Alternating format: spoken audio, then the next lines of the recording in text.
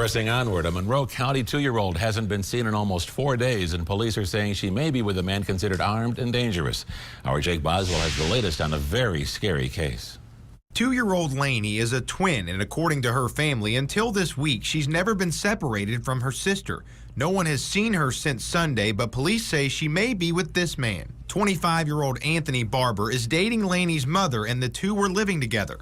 The house here on the Monroe County-Barron County line where Lainey had been living is actually owned by the Barbour family. Now, I spoke with them today. They didn't want to go on camera, but they tell us what police are saying about Anthony just doesn't sound like him at all. Police say Barbour ditched a car in a field near the home Tuesday night and was later tracked into an abandoned house further down the road. I thought the subject may be in there, so a careful search of that place was done, and we were not able to locate him. He wasn't in there.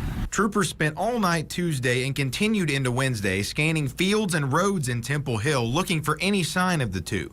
Deborah Warren works at Paul's Market. It's near where Barbour lives, and she says she sees him on a regular basis. He comes in here, and I never would have thought, anything like that, but once it happens, it's really scary thinking about somebody could be out running around with a gun and kidnapping, a little kid.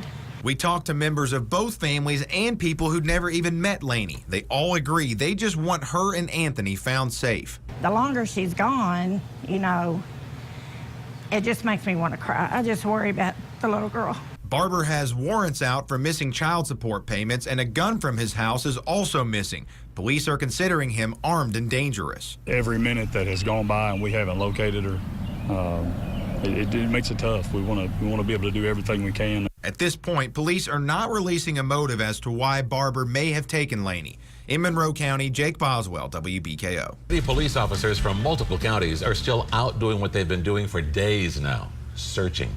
Hello, everyone. I'm Gene Burke. And I'm Andrea Walker. Thank you for joining us. Our Jake Boswell spent his day with police searching for the missing man and toddler. He recaps a very intense afternoon in tonight's top story at 6. It's Thursday morning, and the search for 2-year-old Lainey and 25-year-old Anthony Barbour is continuing. Now, multiple police agencies have met here at the No Bob Sportsman Club. There's actually members of Kentucky State Police, the Barron County Sheriff's Office, and even Fish and Wildlife, along with other volunteers. They're out today searching fields and wooded areas, hoping to find Lainey and Anthony alive. We're not just trying to search a new area, but also go back and we're recanvassing areas that we've previously already searched. Now, this search has been going on for a few hours now, and police are treating it very much as if Barbour is alive and dangerous. They haven't necessarily picked out a particular spot they feel they have him in. They're searching multiple parts of both Barron and Monroe County. They've asked us to actually stay away from their search crews because they're worried that Barbour may be so desperate that he may do something irrational. Now, we're searching the woods in the area and the fields, much like police at this point, but so far, no luck. After searching for another hour or so, in the afternoon, calls and messages start stacking up, saying that Barbour made a call Wednesday night, either from or to a relative's home. So we called the family ourselves to find out. I was told by the police not to talk to the reporters, and I can't confirm or deny anything. Police said the same thing. They couldn't confirm or deny the phone call.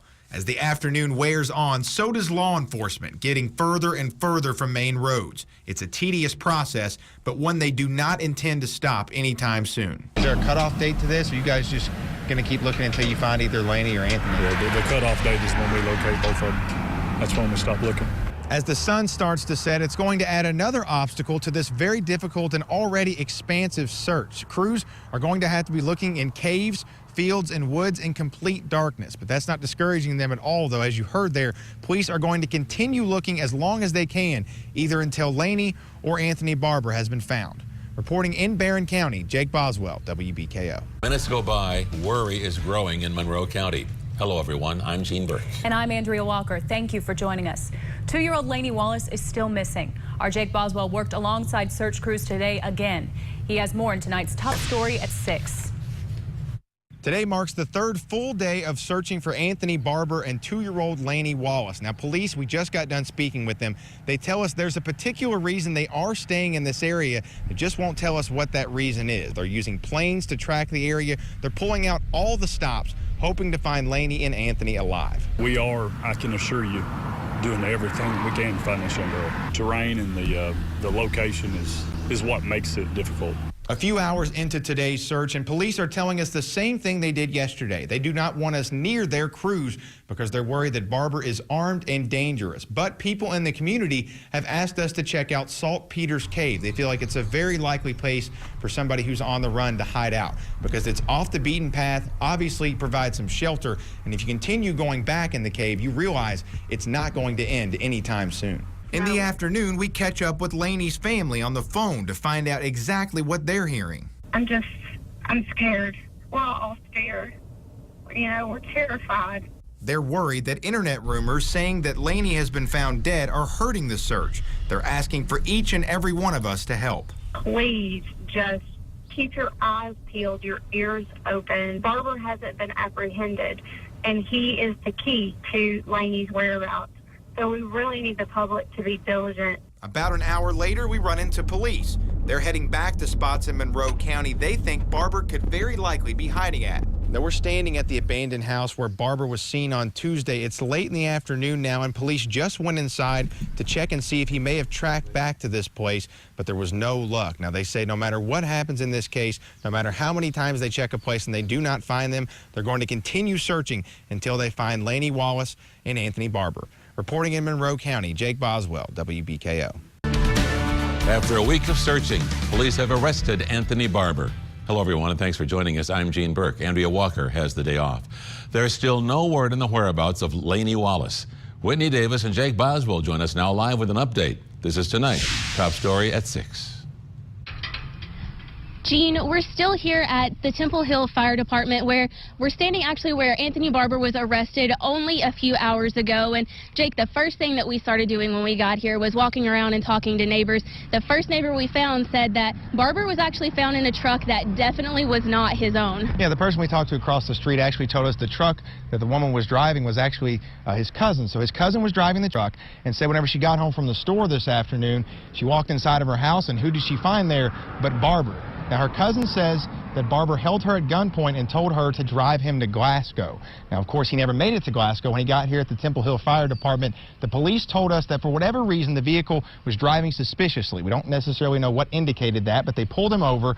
When they pulled that vehicle over, Barbour was found inside. When they pulled Barbour out, they also pulled out a .22 rifle. Now, we talked to police a little bit ago, and we do know a lot about how they found Barbour, but there's still a lot of questions, Whitney, about Laney Wallace. When we caught up a second ago with police, they gave us the latest on the search for her.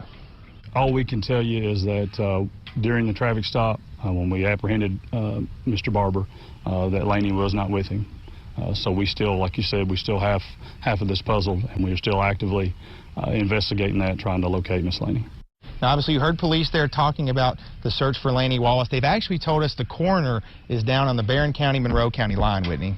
Yeah, Jake, KSP was able to confirm that for us, but they did say that that is for no particular reason. So at this point, the search for Laney Wallace is still 100% on. And Jake, I know that you have been very vigilant in following this story all week, and people have reached out to you, and they're still really hoping that there's a happy ending in all of this. Yeah, this story has really broken nationwide. It's certainly gone beyond our viewing area, and everyone just wants to know what's happened to Laney Wallace. Unfortunately, it's something we really just don't know right now, but one thing we certainly can be sure of is that police are keeping their word. They've told us this search is not over until they find both Anthony Barbour and Laney Wallace, and right now they're going to continue to do that through the night and maybe into tomorrow.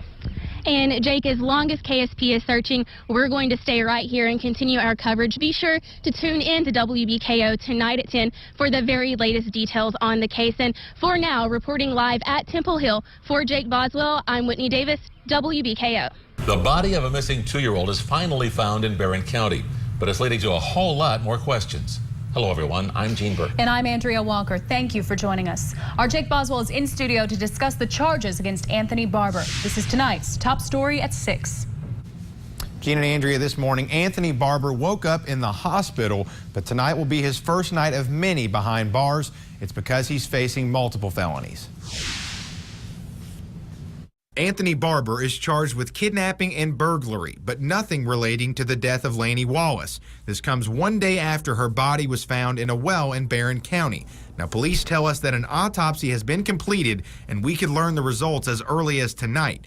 Once it's been released, more charges could be added for Barbour. Now, I'm standing in front of the road here where Laney Wallace's body was brought out by police last night. We don't exactly know how it got there or how she died, but the woman who was kidnapped by Barbour yesterday afternoon says before everything happened, they had about an hour-long conversation, and during that conversation, he told her his side of the story. That she had fallen, had an accident, had accidentally fell. On one hand, people in Temple Hill are relieved that Barbour has been caught, but on the other hand, when they heard the news about Laney, they were devastated. It just hurts.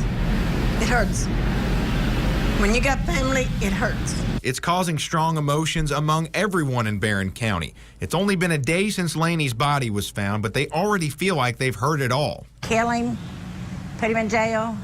Nothing's good enough for him. The family says no funeral arrangements have been solidified for Laney just yet, but according to the people of Temple Hill, the hurt has already started to set in. That's how I think it feels around here. It feels sad. I mean, it's just a different atmosphere. Now, funds and events are being set up for Laney right now, guys, but so far the family says they're not involved with any of those. Okay, now, Jake, you're able to talk with the woman that Barbour was with when he got arrested yesterday. How did you say she handled being held captive? Well, I think I told you guys a little earlier, she was a former nurse, and she said she had some training and some de-escalation things, but she said that she was scared. I mean, she came inside, and there he was. He told her to drive him to Glasgow, and they were driving, and she said that the police were behind them, their lights were on. He told her to keep driving, do not stop. But she had some courage, put her arm across the seat and said, I'm pulling over. And when she did, he just raised his hands up and did all of it without any type of trying to struggle or anything. So certainly very, very brave.